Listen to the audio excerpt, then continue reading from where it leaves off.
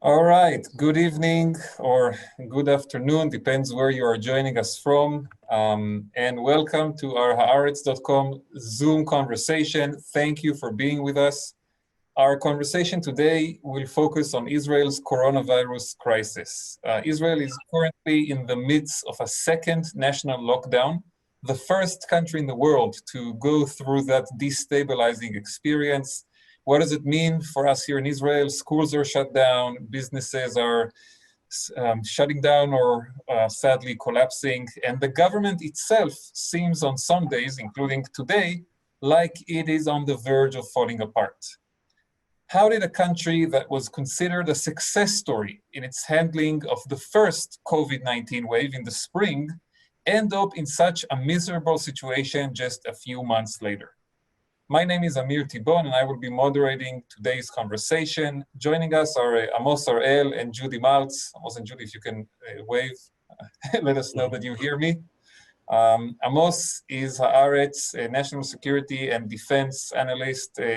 In my own objective opinion, the #1 national security writer in Israel, period. And if you want to understand what is happening, not just on COVID in Israel, but on all of the different national security challenges the country is facing, really a must read to read Amos Arel. And today he will talk to us mostly about COVID, which has become a national security crisis in Israel, and we will understand how exactly that came to be. And Judy, who is our in-house expert on everything that has to do with the US-Israel diaspora connection, the Jewish community, and writes a lot about interesting social trends happening in Israel, including in recent weeks, the wave of demonstrations that have been happening all over Israel, demonstrations against Prime Minister Netanyahu that are happening simultaneously with the COVID-19 crisis. And Judy will talk a bit about what those demonstrations are all about, what we can learn from them.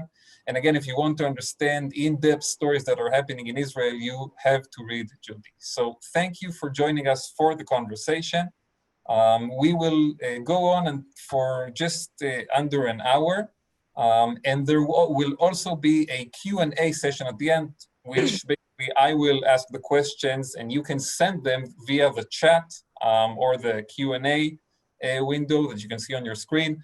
Please do send questions because we will read them and maybe even give credit to the smartest askers. So take that in mind. You can also watch us via Facebook Live. And again, thank you for being with us. Let's get right into the conversation. Amos, you've been leading the coverage of this crisis for Haaretz for the past 6 months. Can you give us a quick update on what the situation in Israel is today? How bad the crisis is today? We broke a record this morning, correct? Yeah, we actually broke 2 records. Good evening, everybody. Thank you for inviting me. We've crossed a number, quite a significant number. We now have in Israel 200,000 people who were or are inflicted with the virus. More than 50,000 are now ill with the virus. And we're also leading the world, unfortunately, in new cases. When you compare the number of cases to the population, Israel is #1 in the world. Currently, and maybe #2, but most days we're #1 for the last week or two. So things are rather bad, but the truth is a little more complicated than what I said just now. Because on the other hand, Israel is also doing a lot of tests. There are more than 60,000 tests a day. I think that was the record broken yesterday. And as you remember, President Trump saying a while ago, if you don't test them, you don't find them. Well, we do test them and we do find them. In so many cases, well, most of these cases, of course, are young people who are asymptomatic, but we still count them, and this has turned us into a red state. We should also note that the number of deaths here is rather small considerably. There are more than 1,300 Israelis who died from COVID-19, but if you talk percentages, that's somewhere around 0.5%. And so CFR, if you're familiar with those terms, case fatality rate is about 0.5%. And most experts assume that the actual number of people who got the virus by now is probably 3 or 4 times higher than 200,000. So altogether, our numbers aren't That's terrible. Yet things, as Amir said, are quite depressing because we have to remember that in May, we ended our first wave of COVID-19. And at that point, we were the first to get out of lockdown. There were only, I think, about 200 or 300 fatalities altogether. And at that point, by mid-May, there were 10 to 20 cases, new cases a day. So this was considerably very, very small. And Israel felt like a winner. Prime Minister Netanyahu bragged about leaders from all over the world calling him to get his advice on how to fight the virus. Israel was declared the winner and so on. It turned out, as usual, that things were more complicated than we thought. In retrospect, our problem was that we decided this was over much too soon. And in a quite a typical Israeli way, we opened everything. We got out of lockdown and opened everything very, very quickly in a typical Israeli mess. Especially this had to do in the beginning with the education system, with the schools, our classrooms are densely populated. Nobody had a plan for that.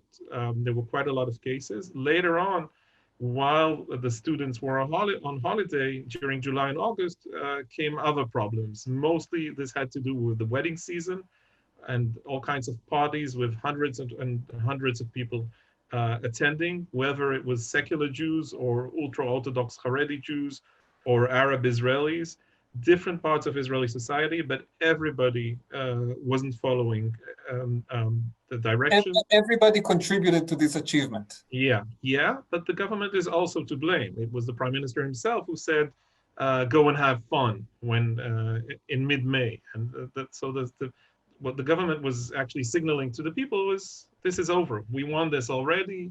The Europeans can have their problems, so can the United States. We're over this." And apparently, this was not the case. So this is where we are today. We entered second lockdown probably earlier than anybody else.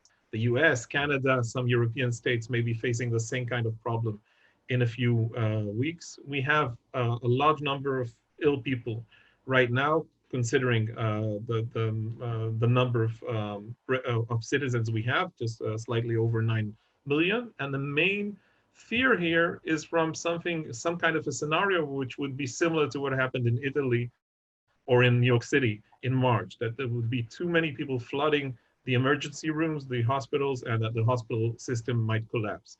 Some of the directors and the managers of the different hospitals are saying things aren't as bad as they seem. But the experts a few months ago said if we reach the red line of 800 severe cases, we're in deep trouble. By now, yesterday we had about 650. So this is becoming more and more of an issue.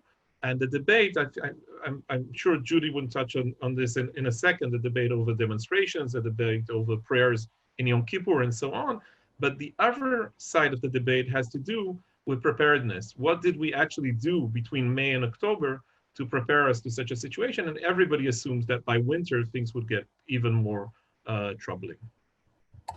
Thank you, Amos. A bit for depressing explanation, but it is what it is.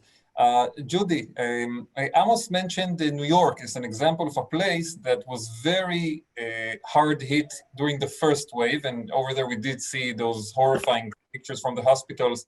And luckily, we had nothing like that in Israel. Back in the spring, it seemed like Israel was on a much better track than a lot of Jewish communities in the diaspora. They were getting hit very hard. We were relatively safer. Can we say that now, half a year later, the tables have turned? Absolutely, unfortunately. And as you say, this was less than half a year ago, but the pandemic seemed at the time to be taking a devastating toll on Jewish communities around the world, as well as on Jewish communal life. Some of the hardest hit were the Jews of Italy, I'm sure you remember that, France, Britain, Brazil, South Africa, Morocco, and of course, New York. In all those places, the rate of infection and fatality among Jews, and I should add, yeah, I did say Britain, was higher than the national average. Things were so bad that at one point, the Jewish Agency, which is based here in Jerusalem, and is in pretty bad shape itself, set up a $10 million loan fund to help Jewish communities around the world with things as basic as food. And within a matter of days, it received $20 million in requests for money. At the time, and this was May or June already, the chairman of the Jewish Agency, Isaac Herzog, said at a press conference, and I'm quoting here, he said, "The paradigm has shifted. In all past crises, it was the Jewish world which came forward to support and assist the state of Israel, and it's not now time to do that in reverse." So yes, as you say, a lot has changed since then. Look, this is not the Yom Kippur War. I don't imagine there will be Jewish congregations in synagogues on Yom Kippur taking up collections for Israel. I mean, I don't even think Jews are going to be gathering in synagogues this Yom Kippur, but the situation is bad, much worse, in fact, than in any other Jewish community in the world today, as far as I know. Maybe not New York. I just saw that the numbers are up there again as well. At least they are over here still. Sorry? But still not as bad as over here, you're saying. Yeah, I think the Jewish community in the world that is suffering most today from COVID is Israel. And remember that when Israel was doing much better than most other countries, which was just a few months ago, there were many Jewish parents who thought it would be a good idea to send their kids to Israel for the year. And there was this massive increase in registration for all sorts of gap year programs. Parents figured that it would be better to send their kids to Israel, where they could at least socialize and travel a bit and see things, that rather than sit in the basement and take courses on Zoom. And many of these kids came. In fact, you have about 5,000 who came through Masa, which runs hundreds of programs in Israel. And I can't help wondering these days what those parents are thinking, having told their kids and encouraged them to come here now, where they're stuck inside and can't really see anything or do anything. Yeah, it's unbelievable. I mean, I was back in the United States when that was happening. I was in my previous role as the Washington correspondent for Haaretz, and I remember the feeling of dread in the Jewish community over there and the sense that everything was much better in Israel. Now when I'm here in Israel, I talk to my friends back in DC, and it's a totally flipped script. Amos, before we go even deeper into just how bad the crisis has been, I want to ask you a more personal question. Your field of coverage is defense and national security. You've spent most of your career covering the military and the wars, not the health system and hospitals.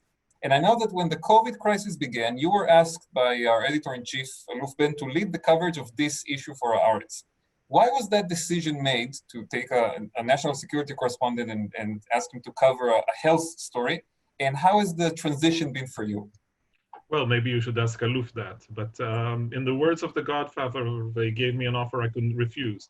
Look, I think it was the second week that the crisis hit Israel, and Aluf called me. We've been working together for, I think, around 28, 29 years. So we've known each other for ages. And he said, well, this is a national crisis. A disease, such a health crisis is somewhat similar to war. Wars, we expect your help on this. So I said, okay. And it turned out to be quite a challenge because it's different than what I'm used to covering for the last 20 odd years. Lots of new information to try and digest and understand. I don't have much of a scientific background. Thankfully, I come from a scientific family. Most of my siblings are involved in this, so I got a lot of information there. And later on, talk to more and more experts. And it turns out that people are used to seeing your byline on the front page of the newspaper, and they feel that this is an important matter, and it's quite okay for them that you deal with that. It took me a few months. By now, I think I understand most of the basic concepts there. But the engagement from everybody is quite extreme. I used to think that the most divisive issue in the world is President Trump, and in Israel, it's Bibi Netanyahu, what you thought of Netanyahu, either pro-Bibi or against him. It turns out that COVID-19 brings about quite a lot of heated emotions. You got cults on both sides. You have COVID deniers on the one hand, and you've got I wouldn't say a similar cult, but some of the people who support total lockdowns and so on can get quite emotional as well. And it's hard to navigate between those two poles while trying to give the public, a better picture of what's going on. On a personal level, I have to say that this is, as you've mentioned in the beginning, this is sometimes quite depressing. That the daily barrage of more and more details and nothing very hopeful on the horizon. Well, it gets to you. I mean, sometimes I miss the old wars. Quite a statement. Judy, at the same time that we are seeing an unprecedented health crisis in the country, there is also a severe economic crisis. Businesses are shutting down, hundreds of thousands of people are unemployed. We can talk about the macroeconomic picture for hours, but I want to ask you something else. Do you, as a citizen, as a Tel Aviv resident, in your close environment, and of course, as a reporter, do you feel this crisis? Where is it visible to people? Where do we actually see it? Look, you can't avoid it. I think anyone will notice who's been around Tel Aviv long enough that there's a total absence of tourists in the streets. And, this was the city for international travelers in recent years. The hip city of the Mediterranean. They came for the food scene, for the culture scene, for the gay scene, for the beaches, and they're all gone now. There are no tourists in the street. And there were days you could walk down Dizengoff Street or Ben Yehuda Street, and the streets would be packed with birthright kids. You couldn't miss them. There'd be groups of them, usually speaking English, but other foreign languages as well. And this is an organization that used to bring every year 40,000 to 50,000 young Jews from around the world to Israel.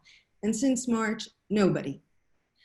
So what saved the Israeli hotel industry, by the way, this summer was that Israelis couldn't go abroad. So 3 million Israelis who might otherwise have been in London, Paris, or New York were reserving rooms in hotels in Israel. I would say a lot of them in Eilat and the Sea of Galilee, but even these hotels are closed now because of the new lockdown.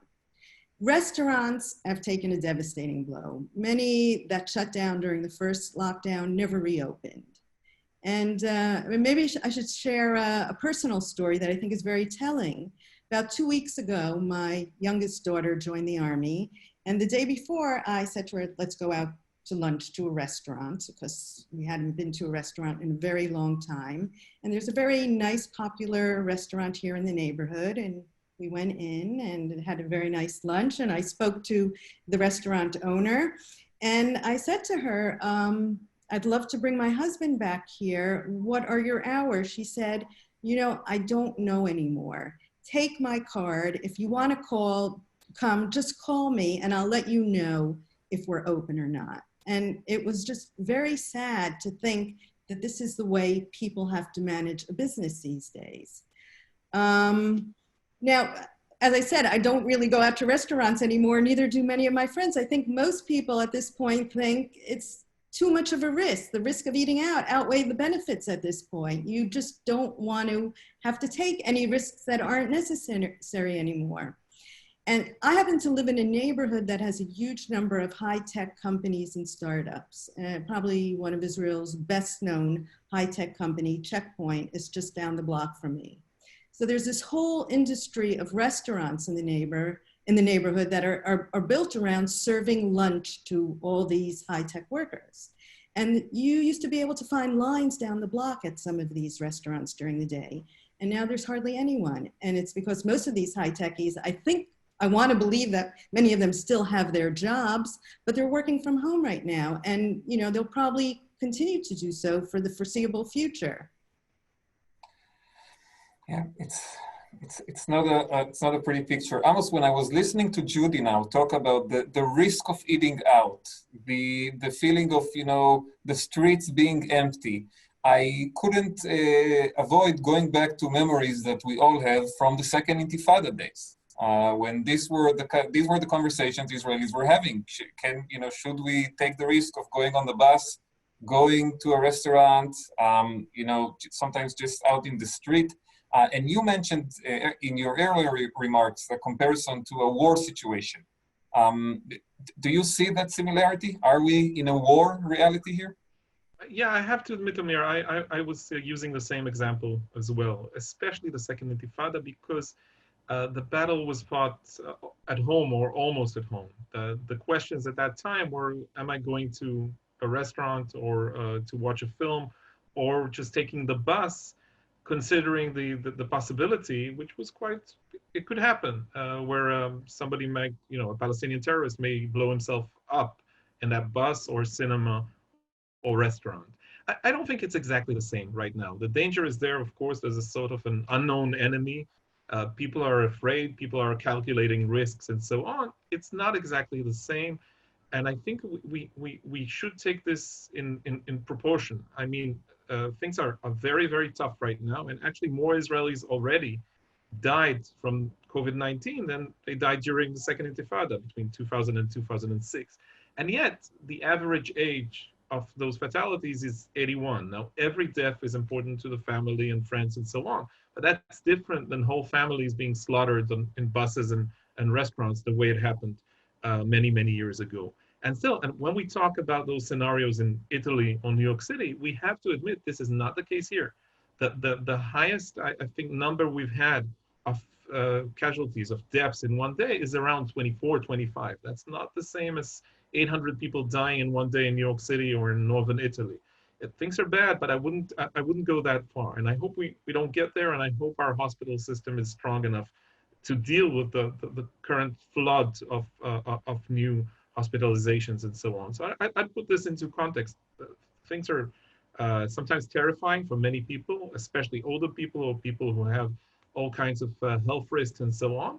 For young people, this is part of the problem, of course. But if you're 18 or 20 or 22, you go out and naturally you don't think much about this sort of chain of risks that you transfer from one person to another. And in the end of that chain, it may be your grandmother or grandfather who are quite old and maybe and could catch the virus in a very hard way. Now, we all hope, of course, Amos, that we will not reach those scenarios with the hospitals. And one suggestion that has been made several times in the Israeli public discourse is that in order to avoid such a crisis, we need to get the military more involved. And there has been tension between Netanyahu and the two politicians who have served as defense ministers during the crisis, Naftali Bennett and Benny Gantz. Can you elaborate a bit about that and tell us what, in fact, the IDF is doing right now in the war on COVID? Well, as usual, this starts with everything is personal. Again, going back to the Godfather. Godfather is good for explaining almost everything, and everything has to do with politics. So, as you mentioned, in the beginning of the crisis, Naftali Bennett was defense minister, and of course, Netanyahu and Bennett, who worked together for years, cannot stand each other. And Bennett wanted more and more involvement for himself and for the army, and of course, Netanyahu did everything in his power to prevent that. Later on, since May, Gantz became alternate prime minister and defense minister. And yet again, Netanyahu didn't want Gantz to have too much involved in making the actual decisions. So what we had is a limited involvement by the army. Mostly it was about control and command, about helping the Israeli health system. And by now we know that it was not performing very well and that it was not ready for such a huge challenge. By helping it organize itself, whether it's about acquiring the information, about analyzing the situation, about helping logistically. And most recently, the decision was made in early August to actually move everything that had to do with the epidemiologic part of the crisis, with actually investigating people, understanding who's ill, who have they been in contact with, and so on. This is now the Army's responsibility, and this has to do with the assumption that, all things considered, the IDF is usually the largest organization in the country. It has the most resources, and it's usually more effective than other big companies or organizations. And yet a lot of people, some of them senior IDF officers, think that this is not enough. I just wrote a column this afternoon on the Haaretz Hebrew website. I'm not sure it has been translated to English yet. If not, it will probably be online in a few hours, where I said that it was time for the Chief of Staff, General Kochavi, to step forward, because this is his challenge. He was busy preparing the army for a possible war with Hezbollah or Hamas, but you cannot choose your challenges as a Chief of Staff. Apparently, this is his war, at least for the time being. And I think that the IDF's command has to be more involved. This couldn't be a matter that would be only left for the home front command. This has to do with the whole army. Of course, they have to prepare for a situation in which war breaks out, and this has happened, unfortunately, in the past, with Hamas or with Hezbollah in Lebanon, and there are tensions there as we speak. But there should be much more involvement by the army, considering the fact that we're facing a huge challenge and that we're in the midst of this very, very big national crisis. A lot more has to be done. This has to do with the relationship in a sort of a triangle between Netanyahu, Gantz, and Kochavi. But I think decisions would be made quite shortly, because there would be huge pressure from the Israeli public saying, well, the army needs to get more involved. We trust the army more than we trust the politicians. We know some of its capabilities, and although you cannot win against the virus, it's not, there's no flag in Iwo Jima scenario here, but you need to move forward with more and more resources in order to fight the COVID-19 more effectively. I just want to note that we are getting a lot of questions from people via the Q&A and the chat, so keep sending. We will use at least some of them. We won't be able to use all of them, but send us your questions. Judy, we talked about the war that the IDF might have to fight with COVID. It seems that Prime Minister Netanyahu, most days at the moment, is more fixated on a different war against the demonstrations that have been taking place for several months now, protesting both his corruption charges and the failure on handling COVID. You've covered these demonstrations. You've written several really interesting stories. Who are the people that are going out every weekend now to protest against Netanyahu? Where are they doing it? What are they trying to achieve with these demonstrations? Okay, so first, who's coming out? There are a lot of different groups of people protesting for lots of different reasons, but I say they have one thing in common, and that is that they all think it's time for Netanyahu to go. When the protest started about 3-4 months ago, I think the main reason people thought Netanyahu had to go was because of the corruption charges against him. Someone facing charges of bribery, fraud, and breach of trust, they believed, should not be leading a country.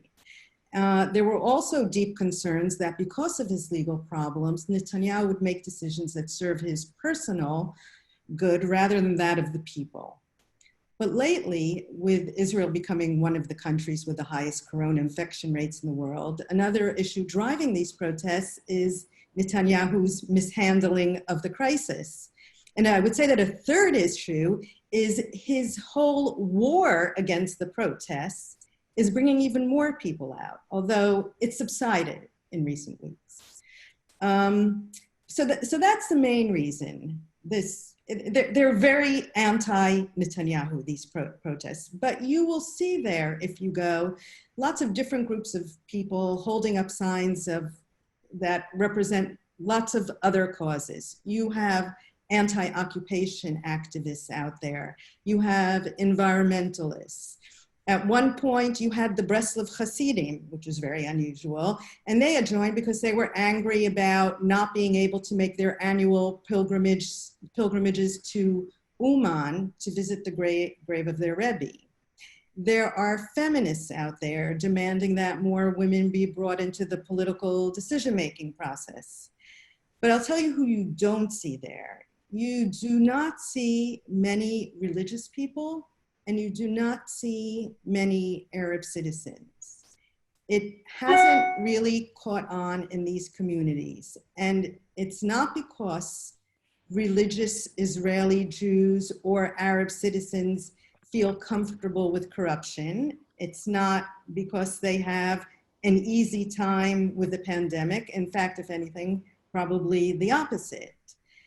it seems that they just don't feel part of what is mostly, after having said that this is very diverse and lots of different groups, but it is overwhelmingly led by the Zionist center left. And these groups don't feel part of that coalition. Now, why, this is a question I want both of you to address quickly, if you can. I'll start with you, Judy. So we have been seeing this going on for months now. Why is Netanyahu so stressed out about it? Why is he devoting so much time to, I mean, on some days, if you look at his social media accounts, Facebook, Twitter, he's devoting more attention to fighting the protests than to COVID. This is what he's talking about day and night. Why? Okay, so tens of thousands of people go out to demonstrate. Some weekends it's a bigger showing, other weekends it's a smaller showing. What is such a big threat in his eyes? Well, first of all, it's right outside. It's his house, so there's a lot of noise involved. It's very, very, very loud and very noisy. And he is reported to be spending a lot of his weekends in his home in Caesarea, where there are also protests, by the way, but certainly not as many people, and it's not as loud. But also these protests have, maybe not initially, but certainly lately, they do get a lot of coverage in the media. Every Saturday night, there's live coverage of the protests. That's the big one outside the official residence in Jerusalem. And it's covered for hours. And, so that means not only are the 5 or 10 or 20 or even more, 20,000 people or more participating, know what's going on, but there are maybe hundreds of thousands of others who are tuning in and hearing about it. And I'm sure that concerns him. It shows that he is not as popular as he wants many people in this country and people overseas to believe. I think it's annoying him, and it's probably driving his close family members almost crazy. But we have to remember as well that Netanyahu is a genius he's a genius spin doctor. And right now he's trying to spin the narrative instead of the main discourse being about his failures at handling this situation, going from a few dozen cases in mid-May, to almost 7,000 cases yesterday. Instead, what he has right now is a public debate, a very heated one, over the demonstrations on the one hand and Yom Kippur prayers on the other. And he's putting them on the same level right now, while most people who are protesting against him, of course, are saying this is not the same. This is, demonstrations are out in the open air. There's no scientific research, not even in the States during the Black Lives Matter movement demonstrations during the summer. There's no scientific research showing that people actually get infected there, while thousands or hundreds of thousands of people in closed circles inside synagogues and so on, the danger of getting the virus there is much higher. And he's putting them both on the same kind of moral ground. And he's saying, well, you have to stop demonstrations in order to convince people not to go to synagogues during Yom Kippur. Well, in the end, I think most demonstrators would give up under such extreme pressure from the media as well, telling them, look, this is irresponsible, we have to stop the virus. And people from Haredi, ultra-Orthodox, different Hasidim and so on, are intending to go no matter what to the synagogue. So I think this is a win-win for Netanyahu. This is quite annoying as an Israeli, but this is the main issue that the 8 o'clock edition on Israeli TV will start in about 20 minutes. And all the rage would be about this instead of people getting information about what's going to happen. Is there going to be a more serious lockdown than before? There are many issues here. People are out of work, people are unemployed, people are extremely annoyed about their kids staying at home and studying by Zoom and so on. But we're not going to get answers about this because the government, the Corona cabinet, has dealt with this crisis. Protesters on one hand and prayers in synagogues on the other for the last 8 or 9 hours. This is the reality right now. Yeah, it's always useful for a politician to find a successful spin. Judy, I want to ask you, so we've talked about the demonstrations outside of Netanyahu's residence in Jerusalem and his private home in Caesarea, but there are also smaller demonstrations that take place every weekend in hundreds of bridges and junctions all over the country, or smaller groups of people, in some places 50 to 100, in some places 15 to 20, stand with Israeli flags, with protest signs. You wrote an excellent story for us about one part of the country, the Western Negev, the Gaza border area, where the demonstrations really show the social and cultural divides in Israel. Can you tell the viewers a bit about that experience? Yeah, so this was a couple of weeks ago on Saturday night. I went to cover the so-called Black Flag protest that was taking place on the main highway right at the entrance to Sderot, which is a well-known Likud stronghold, not far from the Gaza border. And most of the people attending this protest, though, were not from Sderot, but rather from the nearby kibbutzim. And there are quite a few kibbutzim in that area. And the kibbutzim are what you might call the last stronghold of the Zionist left in Israel. So since I was hanging out with the protesters that evening, I didn't really get to speak to the Netanyahu supporters, but I did see many of them driving by in their cars. And when they did, they would often curse the protesters and give them the middle finger. There was also this sort of exchange that went on that seemed to have developed into some sort of ritual over the weeks, in which the Netanyahu supporters would drive by and shout out, "Bibi," and the protesters would shout back, "To jail." So, there's a lot of talk these days in Israel about the so-called two Israels. The first Israel being the left-wing Ashkenazi secular elites, kind of epitomized in the kibbutznikim, and the second Israel being the more right-wing or right-leaning Mizrahi Jews who tend to be more traditional, and many of whom live in working class towns like Sderot. They're known in Israel as development towns. And you stand at that junction outside Sderot, and it almost feels like a clash of civilizations was going on there. And what was really interesting was the Saturday evening I went happened to be right in the middle of a new flare-up of tensions with Gaza. And that week alone, there were several rocket attacks and hundreds of explosive balloons that landed in these Gaza border communities. And the kibbutzim and the residents of Sderot are under the exact same threat from Gaza, and yet their response to what was going on is so different. The kibbutzniks blame the government for the situation, while the residents of Sderot remain as loyal as ever to Netanyahu. It seems no matter what happens, they're going to go vote for him. So we are seeing that even in under the COVID situation, the old divisions that we have in Israel are not going away, maybe even becoming stronger. Yeah. Another thing I want to ask you about, Judy, and we are getting closer to our Q&A mark, so please answer briefly. The impact of the events of the past few months on Aliyah to Israel. A bit of a different subject, but one that I think could be interesting to many of our viewers. We keep hearing in the Israeli media some commentators speculating about a wave of Aliyah caused by COVID. The numbers tell a different story though, right? Mm-hmm. Well, Amir, maybe you've noticed that they haven't been talking that much in recent weeks about this wave of Aliyah. Certainly not. It went away. Yeah, okay.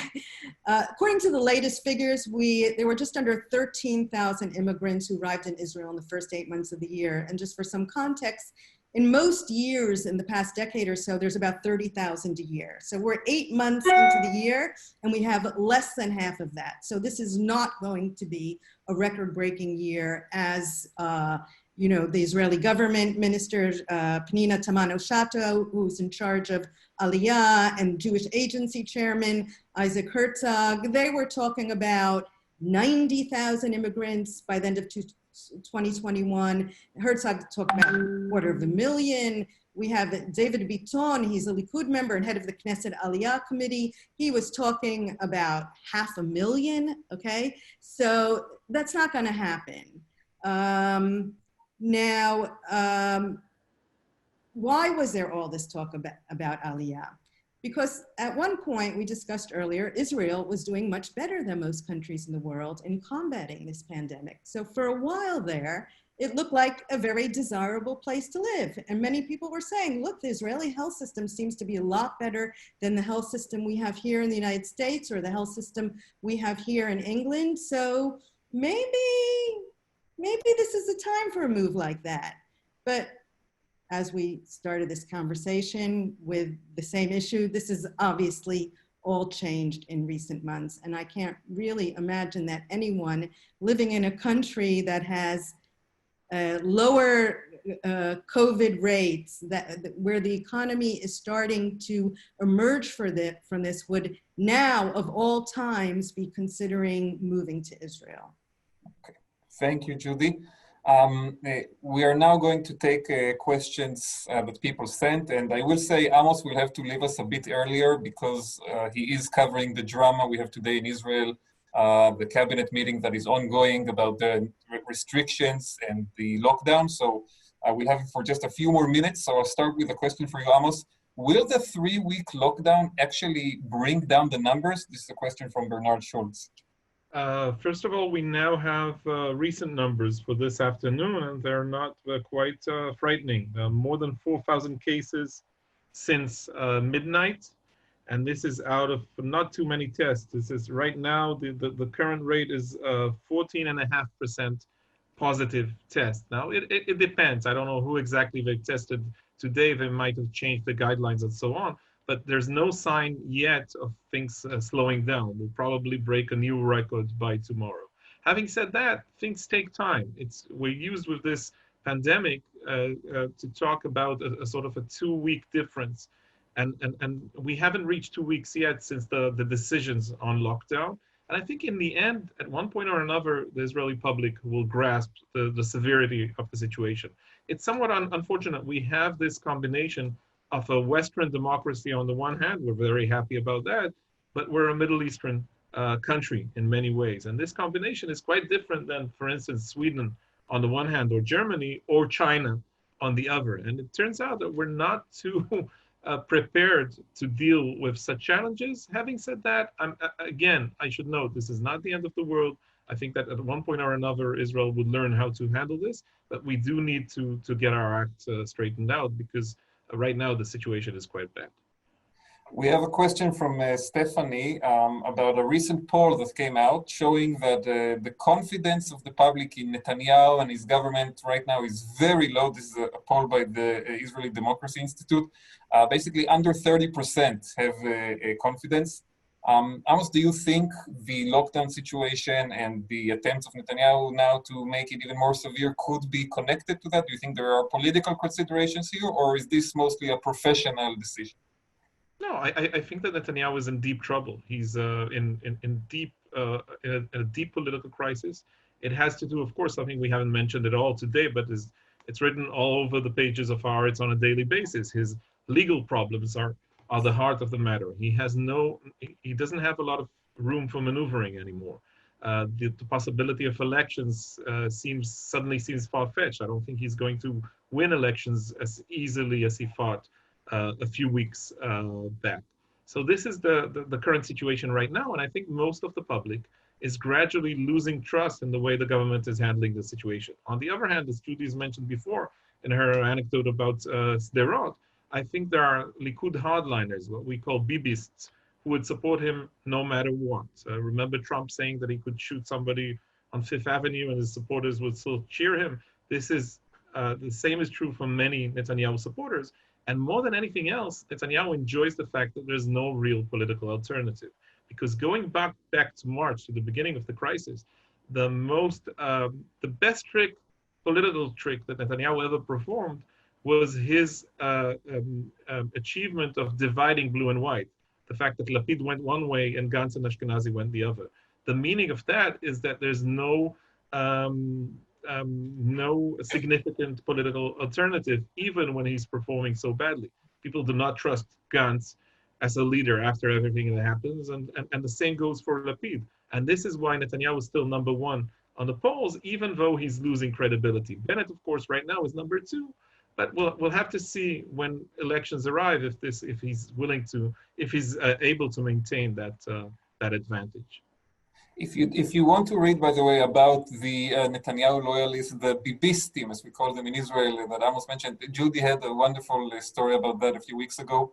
Look it up. You can find it on her writer page on Haaretz.com, a recommended reading. Amos, before we lose you, one more question that I do want you to address. Do you have anything optimistic to tell us regarding the current situation? Even a small guiding light, maybe something on vaccines or treatment for the sick, something about an exit strategy? Can you send us off into the night with something nice, at least? I'll do my best. A silver lining, a silver bullet, whatever.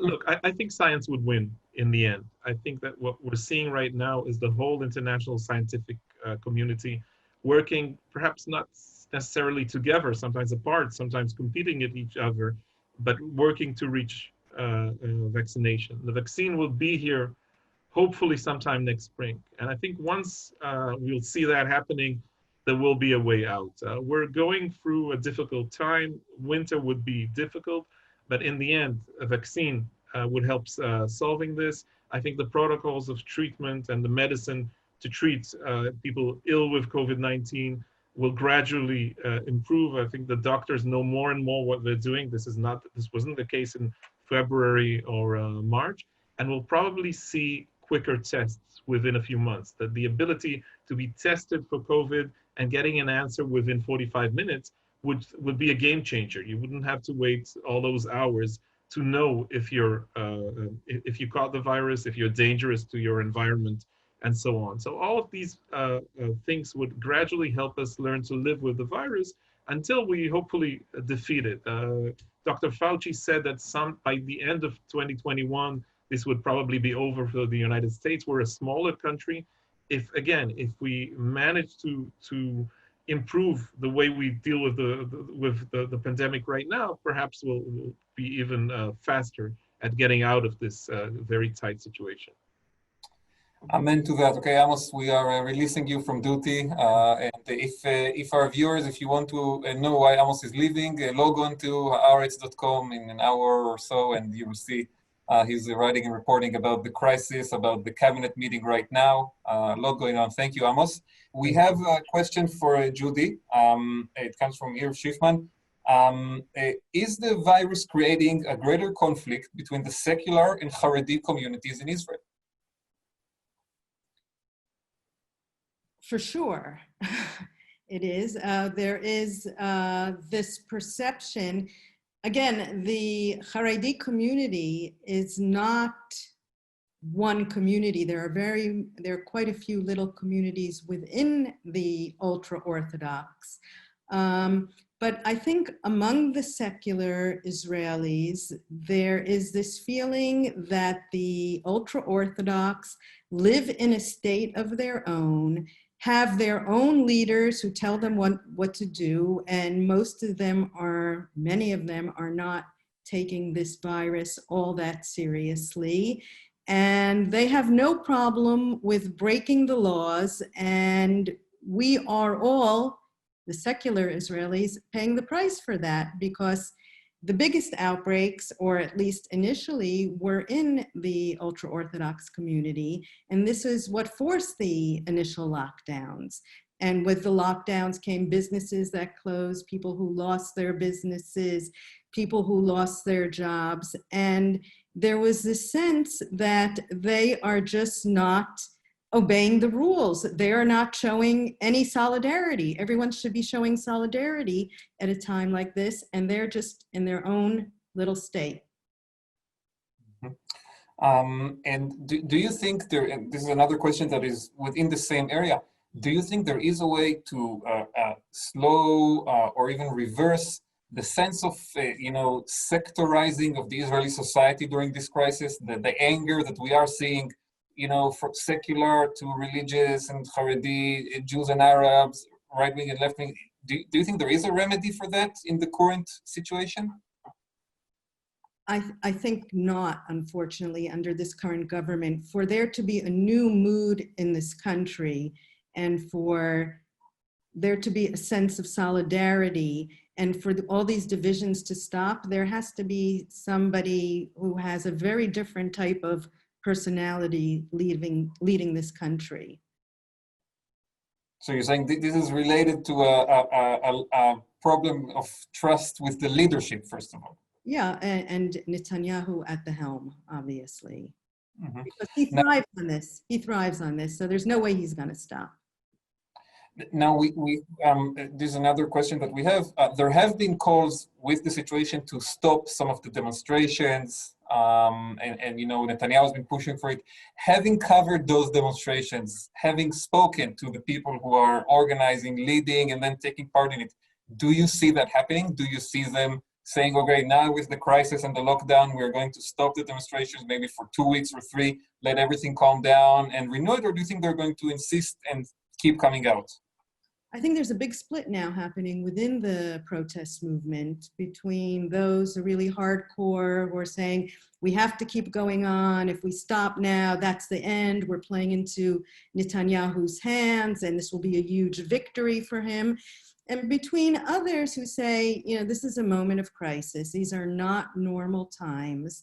Maybe there aren't any documented cases of COVID coming out of these protests, but being around lots of people who are shouting and chanting, even if it's out in the open air, is not recommended when there's a pandemic out there. And, you know, we saw last week at the protests that there were fewer people coming out. And I think many of the people, now certainly we've talked about the fact that, you know, the protests are dominated by the young, who I guess are less concerned about contracting this disease. It's less risky. Right. But there are also middle-aged and older people who come. And when you wake up in the morning and hear every day, you know, 5,000, 6,000, the percentage is going up, you ask yourself, is it worth it? You know, because the real question, and we probably should have discussed this earlier, is what are the protesters hoping to gain from this?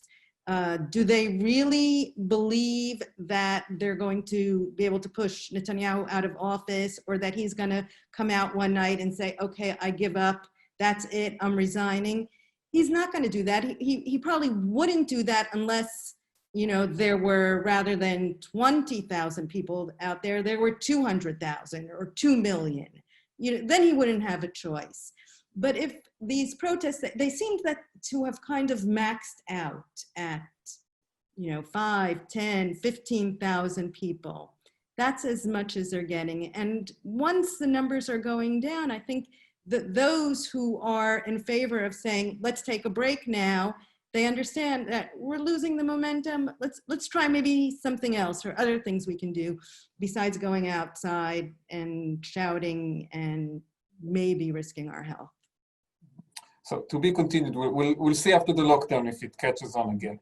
A question, Judy, on a totally different topic. Do you see Israel renewing programs, you know, like Birthright and Masa and others, and then also more in general, you know, accepting people with foreign visas again anytime soon? So first of all, Masa is already open. There's a big difference between Masa and Birthright. Birthright is a 10-day trip, and Masa programs, well, they're anywhere from a few weeks to a year.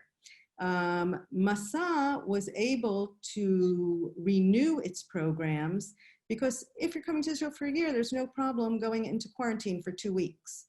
But if you're planning a 10-day trip and you have to go in quarantine for 2 weeks, then you don't have a trip. So that's pretty much why Birthright had to stop. So, you know, until this Israel lifts restrictions on non-Israelis coming in, or lifts them totally, I don't really see how Birthright is going to resume. By the way, it has lifted restrictions in certain very exceptional cases.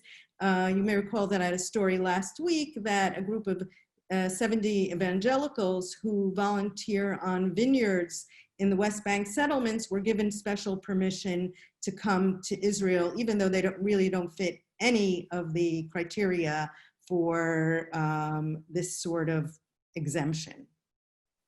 Yeah, that was quite a story. I mean, and we are still, I know that you're still working on a follow to that, but it was very surprising because I keep hearing from friends from abroad, oh, I would love to come to Israel now, if only I could. Right. But unless you are one of maybe some of our viewers are planning to join an evangelical group and volunteering in vineyards and settlements, unless you're doing that, it's going to continue to be very difficult, is what you're saying. Yes.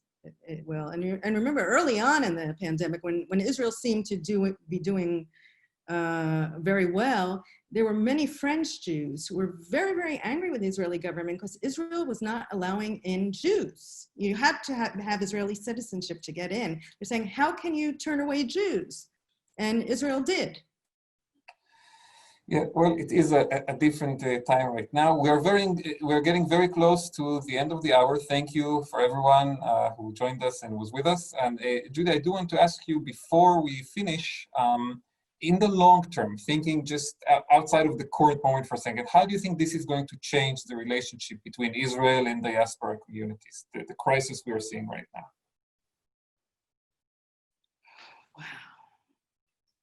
Wow. That's quite a question. You